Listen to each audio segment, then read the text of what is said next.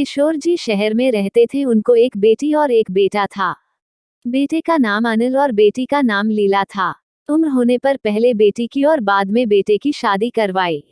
बहू का नाम सीमा था। शादी के 2-3 सालों में ही सीमा का वजन काफी बढ़ गया था और वह पहले से दुगनी मोटी दिखने लगी थी। इस मोटापे की वजह से सीमा को कई लोगों के ताने सुनने पड़ते थे। पड़ोसी भी उसे मोटी भैंस कहने में हिचकिचाते नहीं थे। कितनी मोटी हो गई है, कैसी दिन पर दिन फैलती जा रही है, देखो जरा भी शर्म नहीं आती। पति बेचारा सूखा जा रहा है, ये देखो खा खा कर कैसे मोटी हो रही है। कुछ इस तरह की बातें अक्सर सीमा के कानों पर पड़ जाती थी। स्वभाव से हंसमुख सीमा इन बातों को इग्नोर भी कर देती, लेकिन उसे ज्यादा दुख तब होता था जब उसकी खुद की सास और ननंद उसके मोटापे के लिए उसे दोषी ठहराते और भला बुरा कहती। अनिल शरीर से काफी दुबला पतला था। शादी के बाद भी उसके शरीर में रत्ती भर का भी फर्क नहीं आया था। हालांकि सीमा मोटी होती जा रही थी, उसमें उसका कोई भी दोष नहीं था। बल्कि सीमा तो अनिल से भी कम खाना खाती और दिन भर घर के सारे काम करती रहती थी।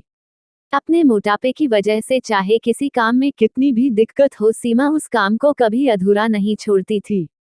उसने घरेलू नुस्खे और कई तरह के उपाय करके अपना मोटापा कम करने की कोशिश की थी, लेकिन शायद उसके शरीर के हार्मोन्स ही थे जो उसे मोटा बनाए रखे थे। अनिल को उसके मोटापे से कोई हरकत नहीं, वह तो बेचारा अपने बिजनेस को संभालने में व्यस्त रहता था।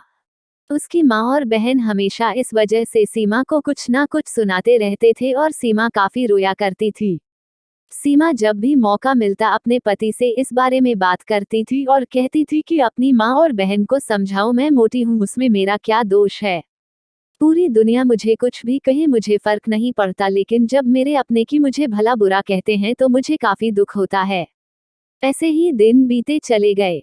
एक दिन सीमा की सास ताजी हवा लेने के लिए जब टेरेस पर गई हुई थी, तब वापस लौटते समय उनका पैर फिसला और सीढ़ियों से वह गिर गई। भाग्य से वह बच गई, लेकिन उनके पैर में बड़ा फ्रैक्चर आया। उनको अब एक जगह से दूसरी जगह जाने में भी काफी दिक्कत होने लगी। बिना किसी के सहारे के वह ऐसा कर ही नहीं पा रही थी। जिस मोटी बहू को वह रोजाना ताने मारती थी, आज वही बहू उनका हर काम कर रही थी और उन्हें एक जगह से दूसरी जगह ले जा रही थी। उनका खुद का वजन भी 75 किलो था, जो उनके बेटे अनिल के लिए भी उठा पाना संभव नहीं था। हमको विचार आया कि बहू शरीर से भरी पूरी नहीं होती तो आज उनका क्या होता है। सीमा की सास को सीमा के साथ किए हुए अपने बुरे बर्ताव के लिए पछतावा होने लगा।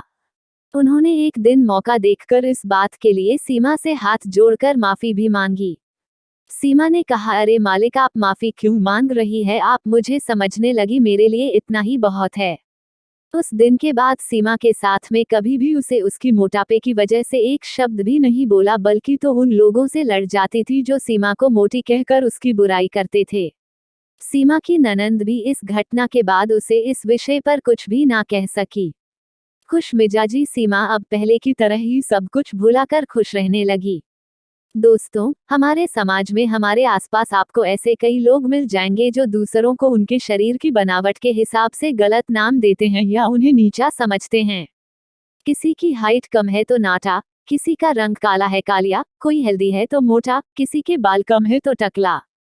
हमें ऐसी सोच को पूरी तरह खत्म करना होगा और यह समझना होगा कि बाहरी स्वरूप ज्यादा मायने नहीं रखता, मायने रखता है भीतरी खूबसूरती, स्वभाव और विचार।